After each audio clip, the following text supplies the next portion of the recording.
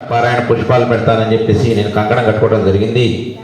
అలాగే నేను private employee కాబట్టి ప్రతి సండే ప్రోగ్రాం ప్లాన్ చేసుకొని తమిళనాడు, కర్ణాటక, ఆంధ్రప్రదేశ్, తెలంగాణ 4 రాష్ట్రాల్లో ఎవ్రీ సండే ప్రోగ్రామ్స్ చేస్తూ పోయిన డిసెంబర్ 17వ తారీఖు 108 పారాయణ సంకల్పం నెరవేరింది. స్వామి అట్లనే మనకి అనుగ్రహించినట్టుగా కరోనా రాక్షసిని అంతమందించారు కాబట్టి మనమందరం ఇట్లా అంత చక్కగా కూర్చొని చక్కగా స్వామి యొక్క అనుగ్రహానికి పాత్రలు అవుతున్నాము. కాబట్టి ఇంకా స్వామి నాకు ఆ రోజున మొదలుపెట్టిన సంకల్పం ప్రతి ఆదివారం ఇట్లాగే ఎవరో ఒకరు ఫోన్ చేస్తుంటారు. నాకేమో అలవాటైన ప్రాణం నో చెప్పలేము. అందుకని ప్రతి ఆదివారం ఏదో ఒక ప్రోగ్రాం ఉంటూనే ఉంటుంది. ఎక్కడో ఈసారి యాక్చువల్గా 7th అనుకున్నాము. 7th క్లాస్ ప్రీపోండ్ అయ్యి 30th వచ్చింది. 7th మళ్ళీ విజయవాడలో ఉంది, విజయవాడ వెళ్ళాలి. కాబట్టి ఈ బ్రహ్మాండమైన సుందరకాండ మనం చక్కగా పారాయణ చేసుకొని స్వామి యొక్క అనుగ్రహానికి పాత్రలు అవుదాం.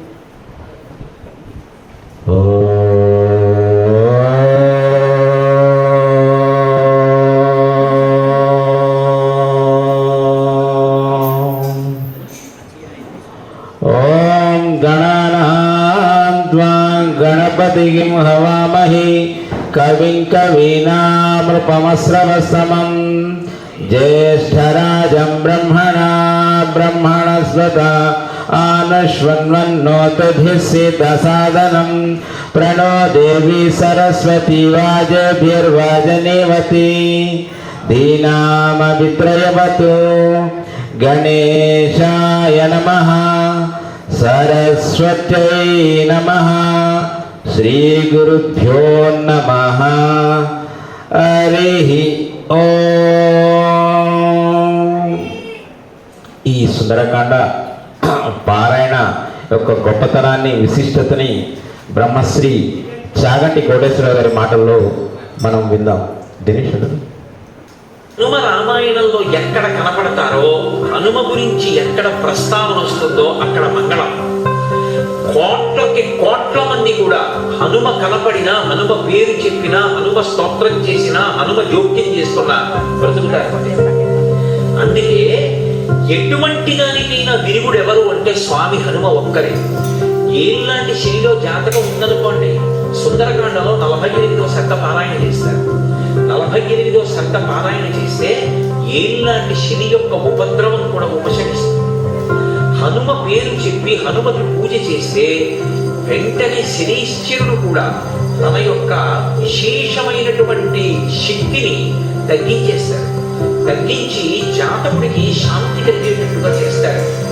ఆయన లాంటి మహానుభావుడు, ఆయన అంత తేలికగా ప్రసన్నమయ్యేవాడు నీకెక్కడ కనపడడం.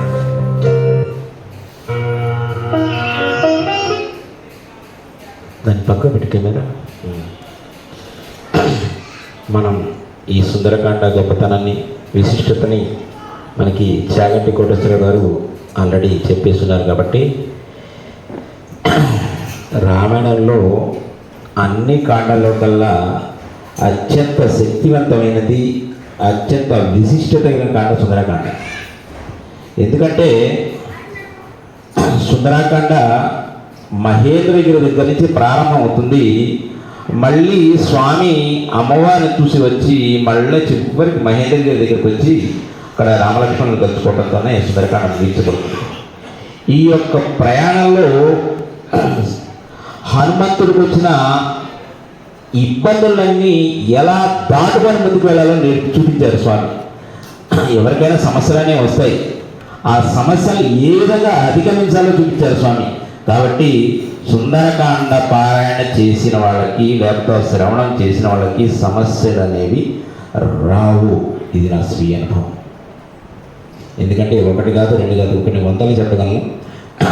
కాబట్టి అన్యథా శరణం నాస్తి. ఆయన పాదాలు కనుక మనం పట్టుకున్నామంటే ఆయన ఎలా అయితే సముద్రాన్ని దాటారో మనందరినీ కూడా అలానే సముద్రాన్ని దాటి చేస్తారు. మన జీవన సాగరాన్ని మన ఆయన అన్నిటికి తీసుకొని వెళ్ళిపోతారు. ఈ సీతారాముల వారి దివ్యగాథన మనకు అనుగ్రహించిన మహర్షి వాల్మీకి ఒక్కసారి నమస్కారం చేద్దాం. కూజంతం రామ రామేతి మధురం మధురాక్షరం ఆరుహ్య కవితా శాఖా వందే వాల్మీకి కోకిలం. ఈ సుందరకాండ గాన కథామృతం మనకి తీయనైన తెలుగు పదాలతో మనకు అందించిన సుందరదాస్ బిరుదాంకితులు కీర్తిశేషులు ఎంఎస్ రామారావు గారి పాదపద్మంకి అనంత కొట్టి దండ ప్రణామం సమర్పిస్తూ ఈ కార్యక్రమం ప్రారంభిస్తాం. మనం ఏ కార్యం మొదలుపెట్టినా విఘ్నేశ్వర స్థుతితో మొదలు పెడతాం. ఇప్పుడే చేసాం మనం. ఎందుకంటే స్వామి, ఈ కార్యక్రమం నేను ప్రారంభించాను, నాకు ఎటువంటి విఘ్నాలు లేకుండా చూడండి అని చెప్పేసి స్వామికి విఘ్నేశ్వర స్థుతి చేస్తాం. అలాగే హనుమంతుడు కూడా సముద్ర ఉల్లంఘన, ఈ సముద్రం 100 యోజనాల సాగరం. ఒక యోజనం అంటే 12.7 కిలోమీటర్లు ఒక యోజనం. 100 యోజనాల సాగరాన్ని లంఘించడానికి స్వామి కూడా నమస్కారం పెడుతున్నారు. ఎవరెవరికి నమస్కారం పెడుతున్నారు అనేది మనం చూద్దాం. సూర్యాయ, సూర్యుడికి నమస్కారం పెట్టారు స్వామి. ఎందుకంటే బుద్ధి ప్రాదాత సూర్యుడు.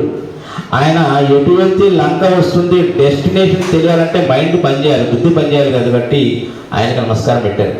మహేంద్రాయ, ఇంద్రుడికి నమస్కారం పెట్టారు స్వామి. కర్మేంద్రియాలు జ్ఞానేంద్రియాలు పనిచేయాలి, కళ్ళు పనిచేయాలి, కాళ్ళు పనిచేయాలి, చెవులు పని, వీళ్ళన్నిటికీ ఇంద్రియాలు కాబట్టి ఇంద్రుడు కాబట్టి ఆయనకు నమస్కారం పెట్టారు. పవనాయ, తండ్రి గారికి నమస్కారం పెట్టారు.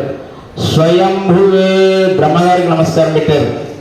భూతేభ్యః ఛాంజలిం కృత్వా చకారగమనే మతి, భూమి మీద ఉన్న సమస్త జీవరాశులకి చిన్న పెద్ద లేకుండా తారతమ్యం లేకుండా ఆయన అందరికీ నమస్కారం చేశారు. ఇది స్వామి కార్యము. నేను స్వామి కార్యంలో నేను బయలుదేరుతున్నాను, మీ అందరి ఆశీస్సులు నాకు కావాలని చెప్పేసి నమస్కారం చేశారు స్వామి.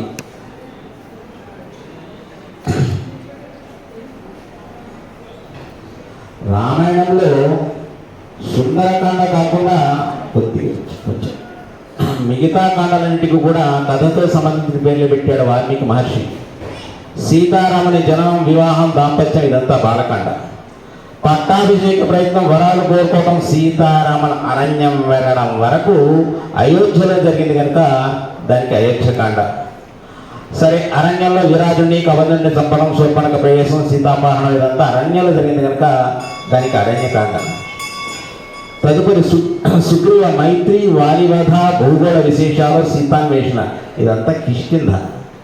యుద్ధకాండ మనకి ఎలా కూడా తెలుస్తూనే ఉంది కదా.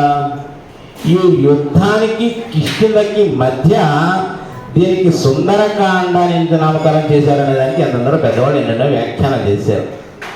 ఆ వ్యాఖ్యానాల సారాంశం ఏంటంటే, ఆయన ఆది కవి కనుక, ఋషి కనుక 100 యోజనాల సాగరాన్ని లంఘించడానికి విజృంభించిన హనుమంతుని విశ్వరూప సౌందర్యం ఇక్కడ ఉన్నది.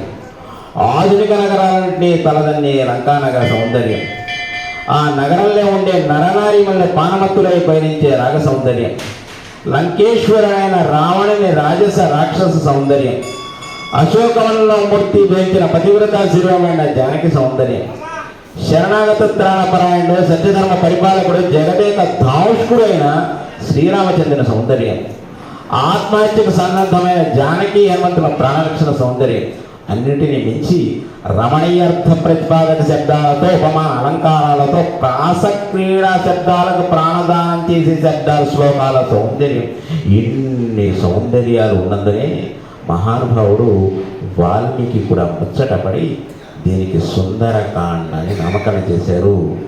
దీనికి ఇంకొక పేరు కూడా ఉంది. దీన్ని కార్యసిద్ధి కాండ అంటారు. ఏ కార్యం అయితే మనం సంకల్పిస్తామో, స్వామి నాకు ఈ కార్యం, నేను ఈ సమస్యలో ఉన్నాను, నా ఈ ఇబ్బందిలో ఉన్నాను, దీన్నిచ్చి నన్ను గట్టెక్కించండి అని చెప్పి సుందరకాండ పారాయణ చేస్తే ఆ సమస్య ఎట్టి పరిస్థితులు నెరవేరుతుంది. నా స్వీయ అనుభవం. ఇప్పుడు మనం సుందరకాండలోకి మనం వెళ్దాం. శ్రీరాఘవం దశరథాత్మజం అప్రమేయం సీతాపతిం రఘుకులాన్వయ రత్నదీపం ఆజానుబాహుం అరవింద దళాయతాక్షం రామం నిశాచర వినాశకరం నమామి. కృష్ణాయ వాసుదేవాయ దేవకీ నందనాయ చ నందగోపకుమారాయ గోవిందాయ నమో నమః. నందగోపకుమారాయ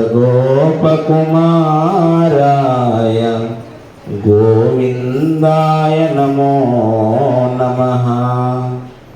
హరి ఓం.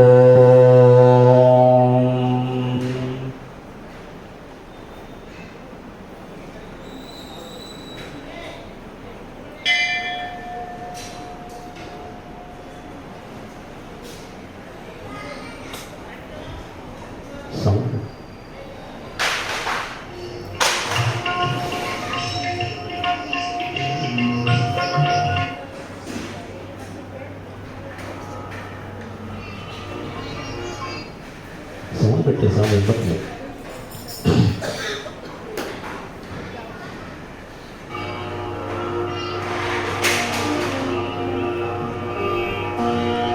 ఆపదా